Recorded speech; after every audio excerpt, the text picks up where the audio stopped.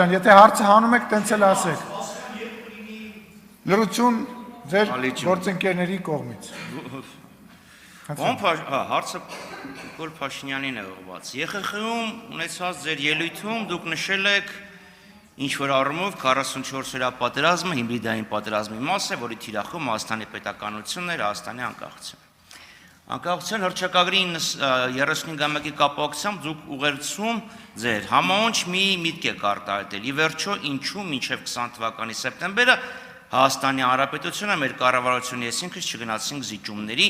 ինչը 44-օրյա պատերազմից խուսափելու միակ տեսական հնարավորությունն էր։ Դրա առանցքային պատճառն այն է, որ այդ զիջումների արդյունքում ունեցած բոլոր սպառնալիքները եւ կախվածությունները մեծանալու էին անհամաչափորեն հանգեցնելով Հայաստանի անկախության եւ պետականության կորստի։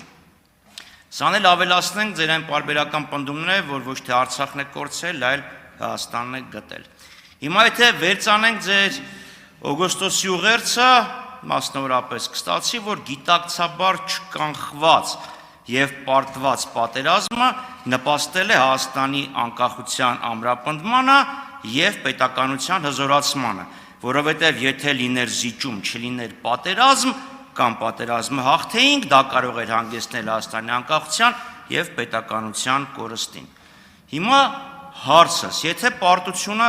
հաղթանակ է, որովհետև պարտության արդյունքում մենք չկորցրեցինք մեր անկախությունը,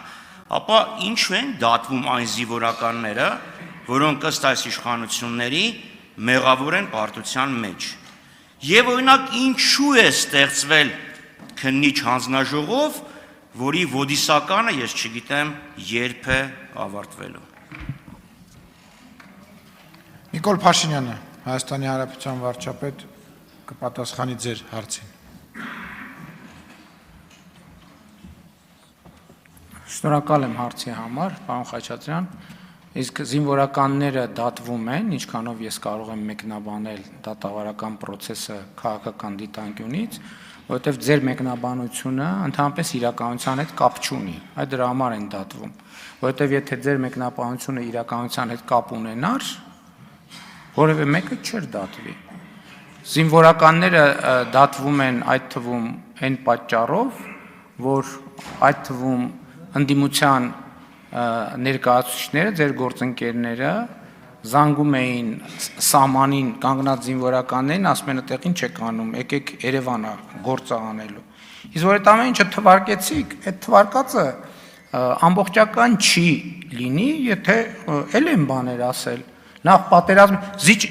զիջելու մասին, ես էլի այնքան այս ամբիոնից 2018 թվականի ապրիլի 17-ի Սերժ Սարգսյանի հայտարարությունները այնքան մեջ բերել եմ, ինձ թվում է դա բոլորը անգիր գիտեն։ Մի հատ էլ ասում են, որ ես եկա եւ պատերազմ հրահրեցի, պատերազմ սկսեցի, պատերազմ հայտարարեցի, փաստորեն 2018 թվի դրությամբ խաղաղություն է եղել։ Հայաստանում խաղաղություն է եղել 18 թվին, բայց թե խաղաղություն է եղել, ինչի են զինվորները զոհվում։ Ամեն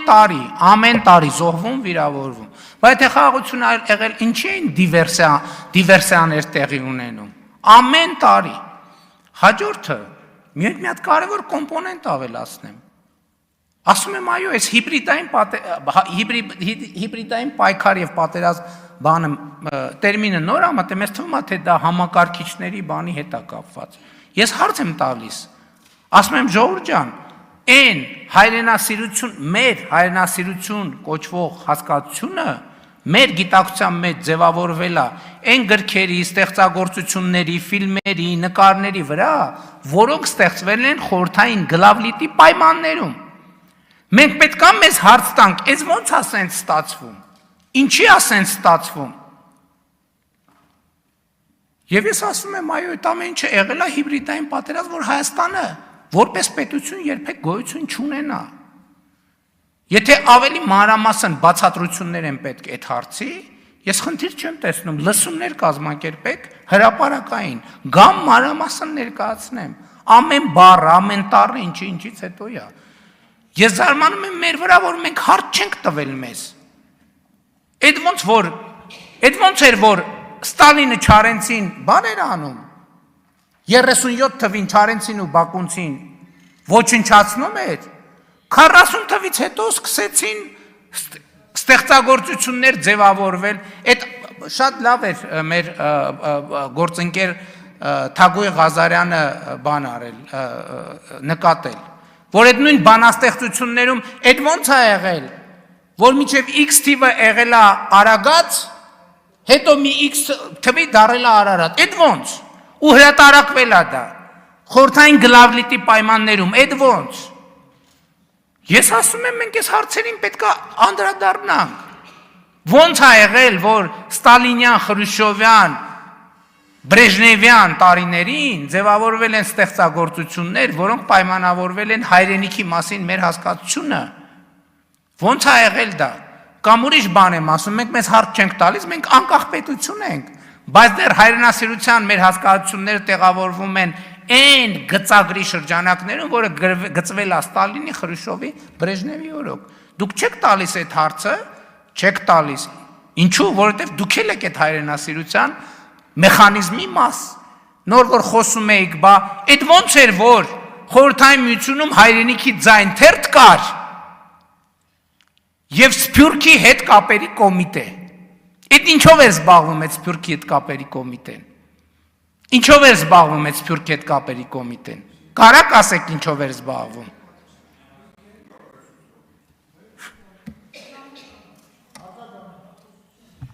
Պարոն Փաշինյան, ես անկեղծորեն փորձում էի հասկանալ իմ հարցի եւ ձեր պատասխանի միջև կապը, փորձեմ հարցս մի քիչ ձեր հարցին արձագանքեմ եւ կրկնեմ, հիմա Ջորդանո Բրունոին էլ մի թվին դատեցին, հիմա ասում են հայտնի գիտնական է, այնպես որ ժամանակի մեջ ընկալումները փոխվում են, 18 թվի ընտրություններն էլ ձեր ժամանակ են կազմակերպվել դեկտեմբերի 9-ին, Սերժ Սարգսյանի ժամանակվա փակուղին էլ պետքա որ ձեր հետ կապ չունենար, որովհետև դուք բանակցությունները սկսել եք ձեր սեփական կետից, փակուղուց հանել եք եւ սկսել եք։ Ամեն դեպքում հարցս լավ, փորձում եմ վերցանել 20 թվականի սեպտեմբերը մինչև չգնացինք զիջումների, որտեղ եթե գնայինք զիջումների կխուսափեինք պատերազմից, պատերազմը մենք պարտվել ենք, վկան նոյեմբերի 10-ի առօրյա շուտվա ձեր հայտարարությունը, որ ծանր որոշում եմ կայացրել եւ այլն։ Հիմա ասում եք, բայց պատերազմի արդյունքում, պարտության արդյունքում մենք ձեռք ենք բերել անկախություն։ Հետևաբար պարտությունը դառնում է հաղթանակ օրվելյան ոճով։ Հիմա եթե պարտությունը օրվելյան ոճով դարձել է հաղթանակ, այդ մարդիկ ինչ են դատվում Եվ ինչի է ստեղծվել քննիչ հանձնաժողով, որի նախագահան քիչ առաջ բողոքեց, որ էքսպրեսիա չկա եւ լքեց դահլիճը, դե հիմա ինքն ասեց, էքսպրեսիա չկա եւ զիջել, հիմա ինչ է, մեկ ասեք, որ ինչի է այդ հանձնաժողովը ստեղծվել, ձեր ֆրակցիան ինչի է քվեարկել դրա օգտին, որպիսի հասկանար հաղթանակի պատճառը, որն էր հետագա պատերազմներում այդ լավագույն փորձը կիրառել, թե չէ, ես փորձեմ հասկանամ այդ քայլերը, որը կատարվել են, ոնց են տեղավորվում ձեր ասացի հետ։ Հենց հիմա ասեմ, բերեմ կոնկրետ օրինակ, որ այլաբանությունների ընկալման հարցում չդժվարանաք։ Օրինակ, երբ որ 2022 թվականին հասկացանք, որ ՀԱՊԿ-ը իր պարտավորությունները մեր նկատմամբ չի կատարել եւ չի կատարում եւ չի կատարելու, այդ պահին մենք անկախացանք, որովհետեւ հասկացանք, որ հույսներս մեր վրա պետք է դնենք։ Եվ հասկացանք, որ անվտանգության այն համակարգը, որ դուք իբր կառուցել էիք, որ մենք անվտանգության համակարգ ունենք, դա փուչիկ էր, դա ոչ մի բան էր, դա ընդհանրապես գործիք էր մեր պետությունը, մեր պետության կայացումը թույլ չտալու համար, մեր պետության կայացումը թույլ չտալու համար։ Եվ ես ասել եմ, որ նորությունը, նոր եմ ասել, 2021 կամ 22 թվին եմ ասել, ասա ինչքան էլ դառը լինի, մենք պետք է առերեսվենք Ղարաբաղի հարցը մի շարք երկրների կողմից օգտագործվել է որպես թոք Հայաստանի շարժը եւ զարգացումը թույլ չտալու համար։ Դուք էլ եղել եք այդ թոքի թելերը։ Ավելի պարզ, ինչա պետք ավելի, ասում եմ լսումներ հրավիրեք, գամ բոլոր հարցերի մանրամասներով պատասխանեմ։ Հա? Մեր ֆրակցիան այս բոլոր հարցերի պատասխանը գիտի։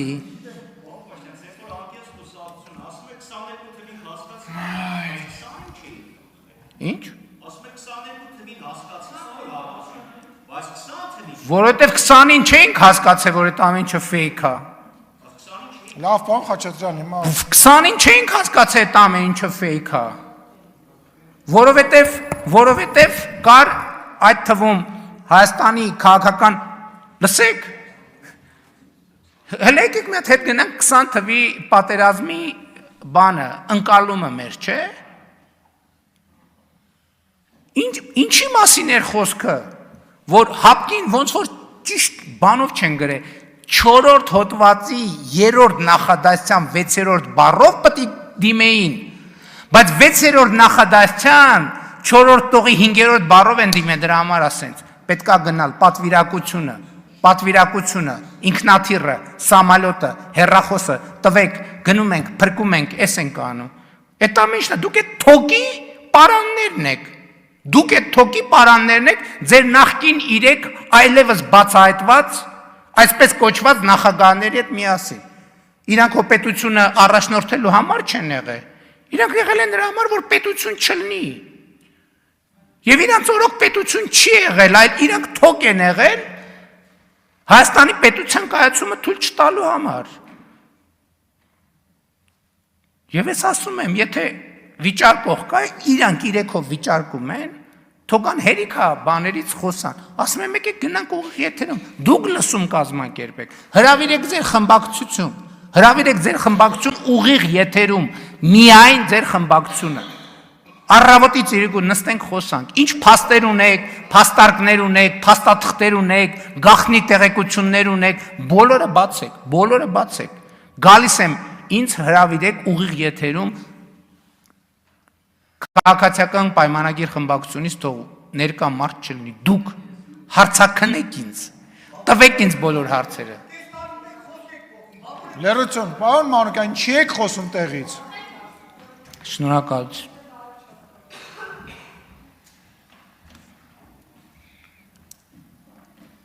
Ռուստամ Բաքոյան։